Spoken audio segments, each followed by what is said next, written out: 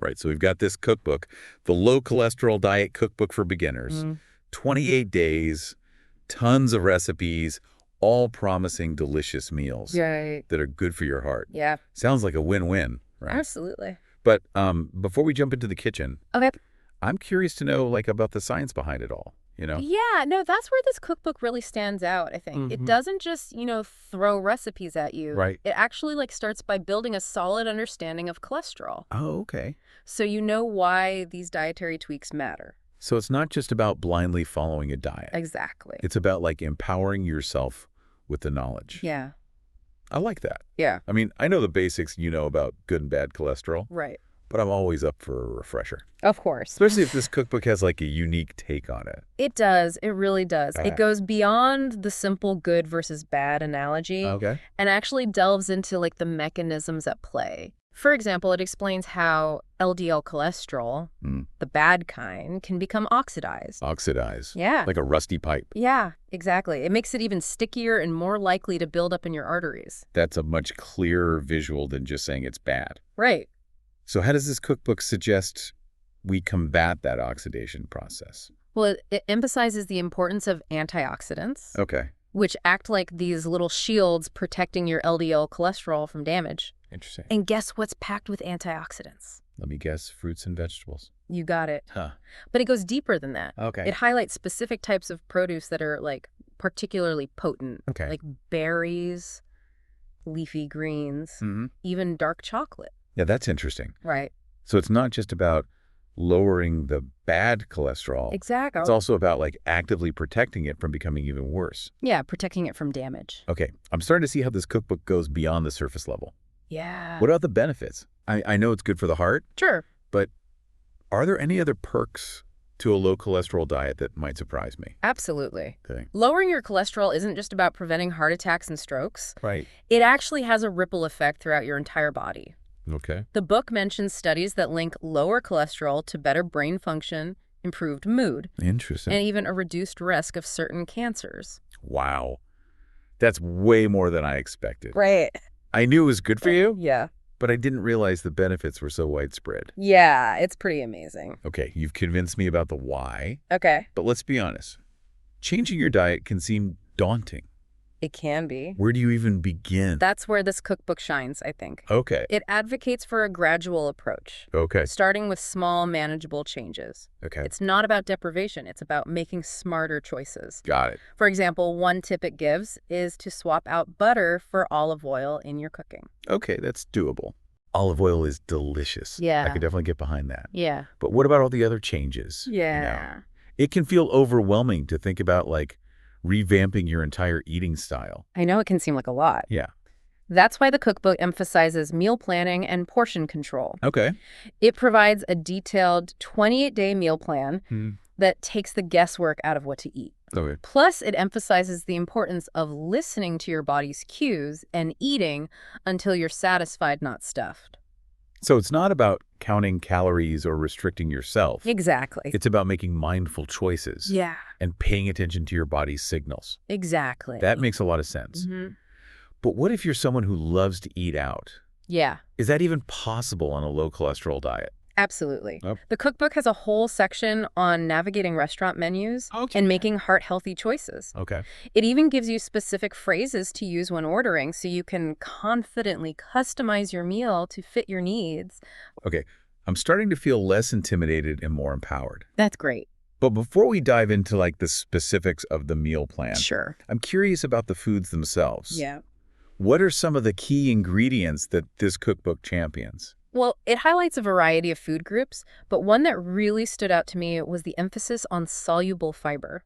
Okay. The book explains how soluble fiber acts like a sponge in your digestive tract, binding to cholesterol and helping to flush it out of your system. A sponge for cholesterol. Exactly. Now, that's an image that's going to stick with me. Right. What are some good sources of this soluble fiber? The cookbook recommends incorporating foods like oats, beans, lentils, and fruits like apples and pears. Okay. It even suggests adding ground flaxseed to smoothies and yogurt for an extra fiber boost. So we're talking about everyday foods Yeah. that are Easy to find and incorporate into your diet. Exactly. That's encouraging. Yeah. What about those powerhouse foods we've all heard about, like blueberries and salmon? Yes. Are those part of the plan? Absolutely. The cookbook gives them their own special spotlight. Okay. It calls blueberries tiny but mighty, explaining how their antioxidants help protect your blood vessels from damage. And salmon is always a favorite. What's its claim to fame in the cholesterol-fighting world? The cookbook dives into the science behind omega-3 fatty acids, explaining how they can raise good HDL cholesterol and lower triglycerides, another type of fat that can impact heart health. Okay, so we've got our fiber superstars, Yeah. our antioxidant heroes, and our omega-3 champions. Yes. Sounds like a pretty delicious team to have on your side. I agree. But I'm guessing there are some foods we might want to limit, right? That's... Right now that we know the good guys, let's talk about the foods we might want to think twice about. Perfect. Lead the way. Yeah. All right, so we've covered, like, the all-stars of a low-cholesterol diet. Right. But what about the foods we might want to, let's say, retire from our starting lineup? Right. What does this cookbook call out as, like, the main culprits? It tackles those head-on, but in a way that feels more like guidance than like a strict rule book. Okay. The first thing it addresses is trans fats, those sneaky villains lurking in processed foods and some baked goods. I've heard those are bad news for your heart. Yeah, and not good. What's the cookbook's take on them? It explains how trans fats not only raise LDL, the bad cholesterol, but they also lower HDL, the good cholesterol. Oh, wow. So it's like a double whammy. Double whammy of negativity for your heart. Exactly. Okay, so trans fats are out. Yeah. What else is on the watch list? Saturated fats are next. Okay. Now, it doesn't demonize them completely. It acknowledges that some saturated fat is naturally present in healthy foods like meat and dairy. Okay. But it encourages being mindful of the sources and amounts. So it's not about eliminating all fat. Right. It's about choosing the right kinds of fat. Exact. And being conscious of portion sizes. Yeah. That makes sense. Yeah. Is there a specific type of saturated fat this cookbook flags as particularly problematic? It calls out palm oil as a frequent offender. Palm oil? Yeah, as it's often found in processed foods. Okay. And can significantly contribute to your saturated fat intake without adding much nutritional value. That's good to know. Yeah. I'll definitely be checking labels more carefully from now on. Good idea. What about processed foods in general? Yeah. I have a feeling those are not on the most valuable players list. You're right on the money. Uh-huh.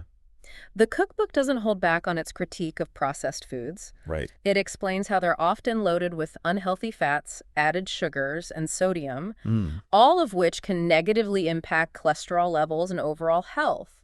But let's be real. Sometimes those cravings for, like, salty snacks or sweet treats Oh, yeah.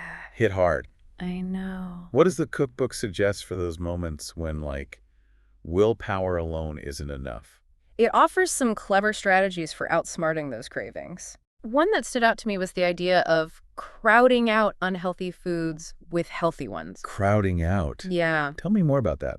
So it's the idea that if you fill your plate with plenty of fruits, vegetables, lean proteins, and whole grains, Okay. you'll naturally have less room for those less healthy options. Makes sense. It's a way to shift your focus towards nutrient-rich foods without feeling restricted. I like that approach. Yeah. It's not about deprivation. Exactly. It's about making healthier choices the more appealing and abundant option. Yeah, exactly. And this cookbook boasts a 28-day meal plan Yes, that supposedly takes all the guesswork out of low cholesterol eating. that's the idea. But I'm a bit skeptical of meal plans in general. Okay. They can feel so rigid and boring. Yeah, I get that. What makes this one different? It's definitely not your typical restrictive meal plan. Okay. First, it emphasizes flexibility and encourages you to adapt it to your own preferences and dietary needs. Okay. Second, it's not just a list of recipes. It's a roadmap to building a sustainable, low-cholesterol lifestyle. Okay, I'm intrigued. Yeah. How does it structure those 28 days? Yeah. Is it a gradual progression? It is. Or a total immersion from day one? It takes a smart, step-by-step approach. Okay. Week 1 is all about laying the foundation. Okay. It focuses on simple swaps, like choosing whole grain bread over white bread, or opting for baked chicken instead of fried. That sounds pretty approachable. Right. Even for someone who's new to this way of eating. Yeah. What about the recipes themselves? Yeah. Are we talking bland and boring diet food? Oh, not at all. Or does it offer some excitement for the taste buds? This is where the cookbook really shines. Okay. Even in week 1, the recipes are anything but dull. Okay, good. For breakfast, there's a delicious recipe for overnight oats with berries and chia seeds. Okay, that sounds pretty tempting. Yeah. What about lunch and dinner? For lunch, there's a vibrant salad with grilled chicken avocado and a tangy lemon vinaigrette. And for dinner, how about lentil soup with whole grain bread? It's hearty, comforting, and packed with fiber. Those all sound like meals I'd actually look forward to eating. Me too. Okay, so week 1 is off to a good start. Yeah. What happens as we progress through the plan? Week 2 starts to introduce more variety and global flavors. Okay.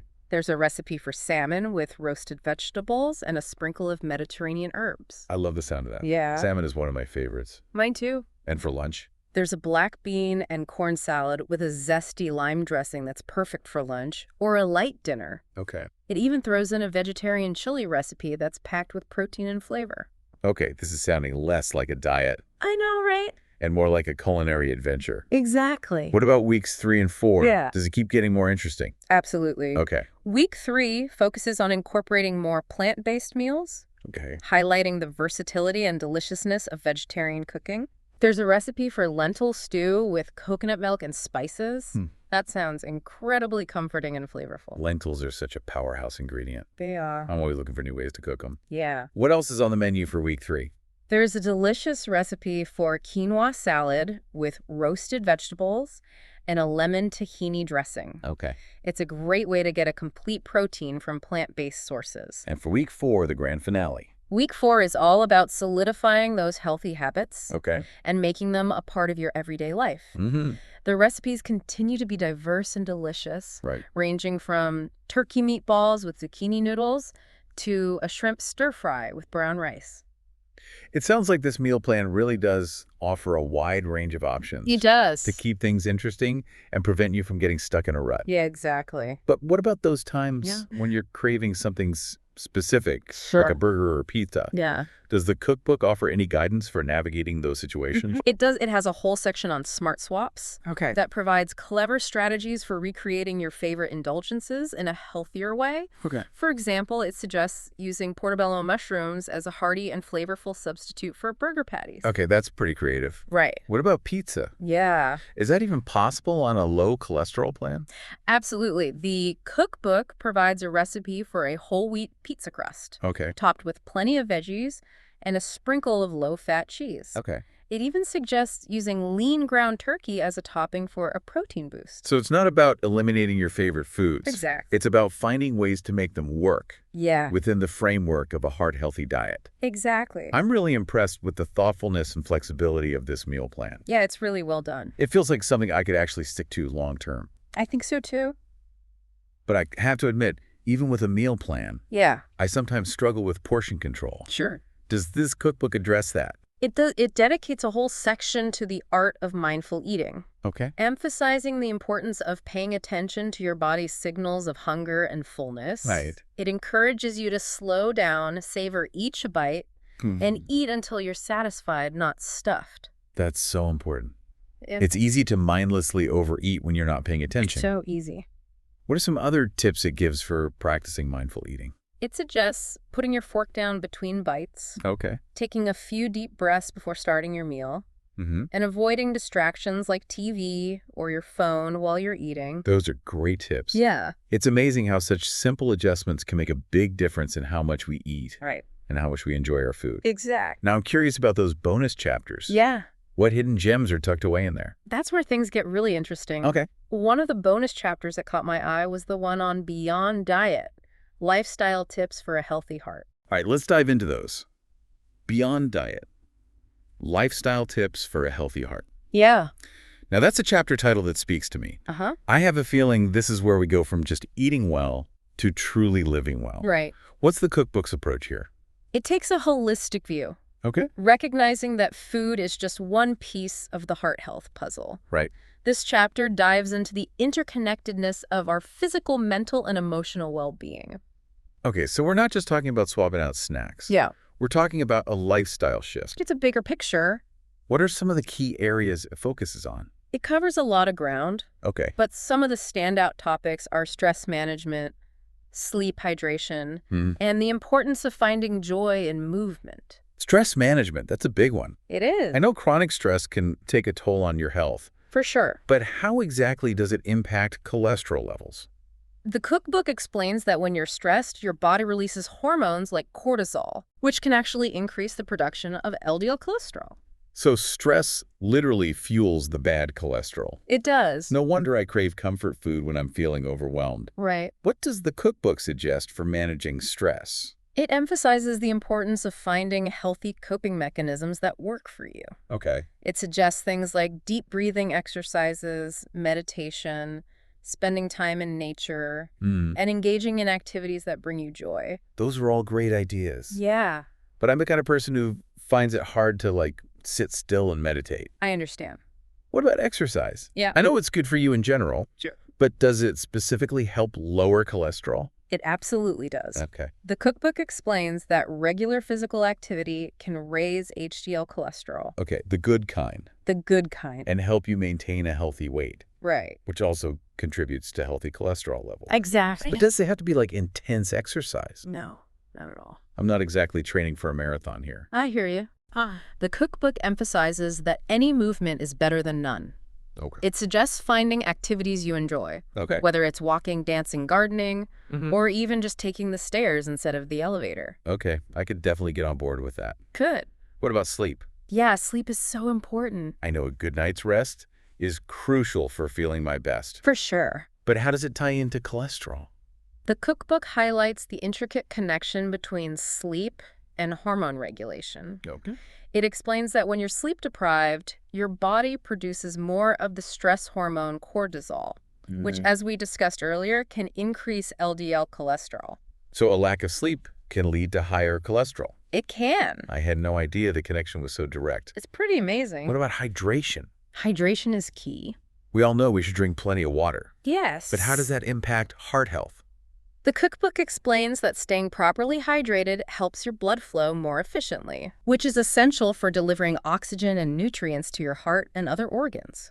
It's amazing how something as simple as drinking enough water can have such a profound impact on our health. I know, it's incredible. I'm really appreciating the holistic approach this cookbook takes. Me too. It's not just about food. Right. It's about creating a lifestyle that supports overall well-being. Exactly. Now, I'm curious about that FAQ section you mentioned. Yeah. What kind of questions does it address? It tackles some of the common concerns and misconceptions people have about low cholesterol diets. Okay. For example, one question it addresses is, can I still eat eggs? That's a question I've always had. Yeah, it's a common one. I love eggs. Me too? But I've always heard they're high in cholesterol. Right. What's the verdict? The cookbook explains that while egg yolks do contain cholesterol, Okay. they also contain nutrients that can be beneficial for heart health, Okay. like protein and antioxidants. Okay. It suggests enjoying eggs in moderation, aiming for about 4 to 6 yolks per week. So it's not about eliminating foods entirely. Exactly. It's about finding a balance that works for you. Yeah, finding what works for your body. What are some other interesting questions it answers? Another one that stood out to me was, how long will it take to see results? Oh, yeah. This is something a lot of people wonder about when making dietary changes. I know I've been guilty of that. Uh-huh. What does the cookbook say? It explains that everyone responds differently, but many people start to see positive changes in their cholesterol levels within a few weeks Okay. of adopting a low cholesterol diet and making those healthy lifestyle changes we've been discussing. That's encouraging. It is. It shows that these changes can make a real difference. Yeah. And you don't have to wait years to reap the benefits. Exactly. Are there any other questions that you found particularly insightful? There's a whole section on navigating social situations, Okay. like dining out with friends or attending parties. It offers practical tips for making healthy choices without feeling deprived or like you're missing out on the fun. That's so helpful. Yeah, I know it can be tricky to stick to your healthy eating goals when you're in social settings. it can be. What kind of tips does it give? It suggests things like offering to bring a healthy dish to share, Okay. planning ahead by looking up the restaurant menu online and choosing a heart-healthy option in advance, and not being afraid to ask for modifications to make a dish more to your liking. Those are all great strategies. Yeah. It's about being prepared and taking ownership of your choices, even when you're not in your own kitchen. Exactly. Okay, I have to ask about one last thing. Yeah. That appendix. Measurement conversions you mentioned. It doesn't exactly sound like the most thrilling part of the book. I know, right? Uh-huh. But I have a feeling you're going to tell me it's secretly fascinating. Well, maybe not fascinating. But definitely essential. Okay. Accurate measurements are crucial for successful cooking. Right. And this section provides a handy conversion chart for both volume and weight. That's incredibly useful. It is. I'm always second-guessing myself when a recipe uses cups and another uses ounces. I know what you mean. Does it cover both U.S. customary and metric units? It does. Okay, great. It's got you covered no matter what type of recipe you're using. Awesome. It even goes beyond just providing the conversions. Okay. It gives you tips for accurate measuring, like using liquid measuring cups for liquids and dry measuring cups for dry ingredients. It's those little details that can make all the difference in the outcome of a dish. Absolutely. Wow. We've really covered a lot of ground in this deep dive. We have. From the science of cholesterol to the art of mindful eating to the importance of those seemingly small but significant lifestyle choices. Yeah. This cookbook is a treasure trove of information. It really is. And what's so impressive is that it delivers all this information in a way that feels approachable, empowering, and even inspiring. I completely agree. It's not just a cookbook. It's a guide to living a healthier and more fulfilling life. I think so, too. So for anyone out there who's looking to lower their cholesterol, improve their heart health, and boost their overall well-being, this cookbook is definitely worth checking out. Absolutely. It's packed with practical tips, delicious recipes, and a whole lot of heart. And remember, it's all about finding what works for you, making gradual changes, and enjoying the journey. That's a great reminder. Yeah. Thanks for joining me on this deep dive. My pleasure. It's been a pleasure exploring this cookbook with you. Likewise. And to all our listeners out there, keep those hearts healthy, and we'll catch you next time on The Deep Dive.